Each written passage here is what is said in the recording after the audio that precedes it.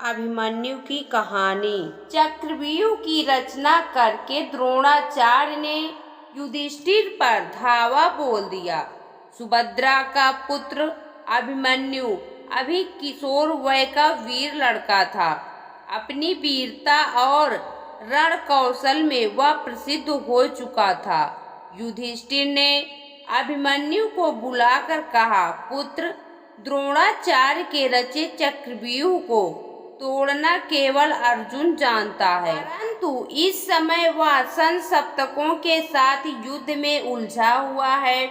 उसने एक दिन बताया था कि तुम भी इस चक्रव्यूह को तोड़ सकते हो। अभिमन्यु ने कहा, तायाश्री, चक्रव्यूह में प्रवेश करना तो मुझे आता है, परंतु इससे बाहर निकलना मुझे नहीं आता।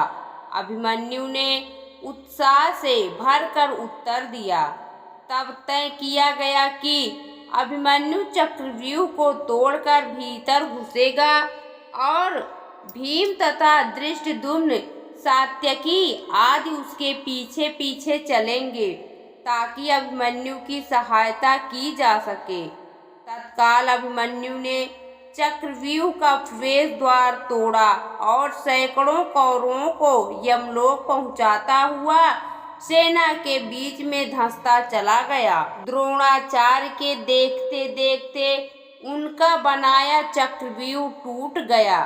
कौरव वीर एक एक करके अभिमन्यु का सामना करने आते रहे और मरते रहे। अभिमन्यु द्वारा किए गए सर्वनाश को देखकर दुर्योधन क्रोधित हो उठा।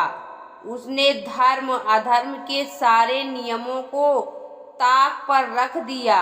तब द्रोण, कर्ण, दुशासन, अश्वत्थामा, शकुनी, कृपाचार्य और दुर्योधन आदि 7 महारथियों ने अकेले अभिमन्यु को चक्रव्यूह में घेर लिया और उस अकेले पर 7 ने भयानक आक्रमण कर दिया। उधर पांडवों की सेना अभिमन्यु के पीछे पीछे जैसे ही चक्रव्यूह में घुसी, वैसे ही सिंधु देश के पराक्रमी राजा जयद्रथ ने, जो धृतराष्ट्र का दामाद और दुर्योधन का बहनोई था, पांडवों की सेना को रोका और उन पर टूट पड़ा। व्यूह के द्वार पर युधिष्ठिर, भीमसेन और जयद्रथ के बीच घमासान युद्ध छिड़ गया। जयद्रथ ने उन्हें आगे बढ़ने नहीं दिया। चक्रव्यूह के भीतर घिरे अभिमन्यु की सहायता के लिए वह नहीं पहुंच सके, परंतु अभिमन्यु ने अकेले ही 7 महारथियों के छक्के छुड़ा दिए। अभिमन्यु की बाण वर्षा से व्याकुल होकर सभी योद्धा पीछे हटने लगे। तभी दुर्योधन के पुत्र लक्ष्मण ने अभिमन्यु पर भीषण प्रहार किया। अभिमन्यु ने भाले के वार से लक्ष्मण को मार डाला। लक्ष्मण के मरते ही कौरव सेना में हाहाकार मच गया। दुर्योधन चिल्लाया, इस पापी अभिमन्यु का इसी क्षण वध करो। एकाएक सभी महारथी उस पर एक साथ टूट पड़े। अभिमन्यु रथ विहीन हो गया तो वह रथ का पहिया उठाकर उन पर झपटा। तभी दुशासन के पुत्र ने उसके सिर पर गदा से प्रहार किया। गदा का प्रहार पड़ते ही अभिमन्यु के प्राण पखेरु उड़ गए।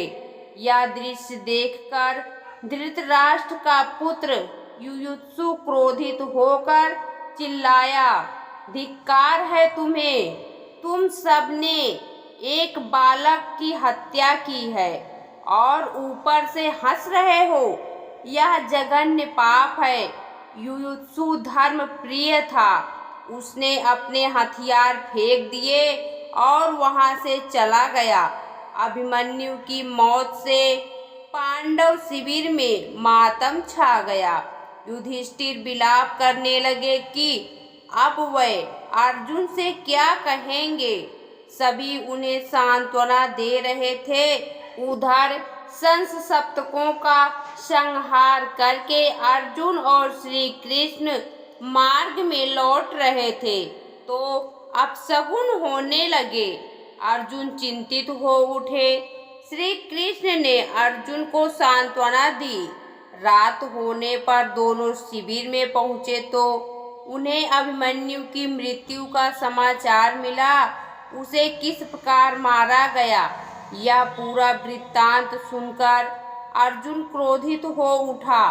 बोला, जिस जयद्रथ के कारण मेरे पुत्र की मृत्यु हुई है उस जयद्रथ को मैं कल सूर्यास्त से पहले मार डालूंगा।